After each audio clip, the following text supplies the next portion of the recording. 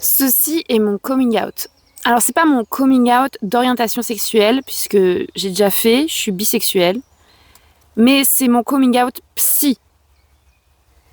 J'ai fait un bilan neuropsy pour savoir qu'est-ce qui cloche dans ma tête. On m'a toujours dit que j'étais bizarre, je me suis toujours sentie bizarre. La vie, ça a toujours été compliqué pour moi, psychologiquement. Donc là, je peux vous le dire, je suis autiste. Je suis sur le spectre autistique, ça s'appelle le trouble du spectre de l'autisme. Mais pas seulement. J'ai aussi un TDAH, un trouble déficit de l'attention avec hyperactivité. Moi, c'est surtout le côté hyperactivité, impulsivité.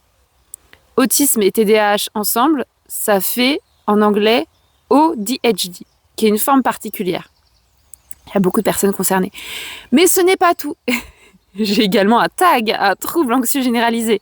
C'est souvent associé à l'autisme et au TDAH, puisque j'ai dû masquer tout ça depuis ma tendre enfance afin de vivre dans cette société.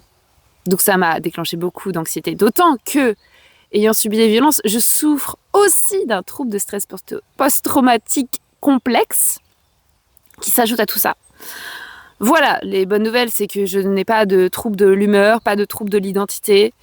Je ne suis pas en dépression, donc c'est toujours ça de gagner, n'est-ce pas? Mais maintenant, la prochaine étape, c'est d'aller voir un psychiatre à Cherbourg qui puisse poser un diagnostic officiel, puisque la neuropsychologue ne peut juste faire un bilan qui n'est pas un diagnostic officiel.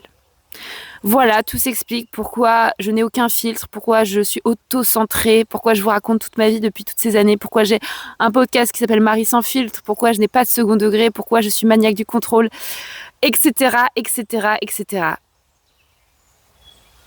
Est-ce que vous êtes concerné vous aussi ?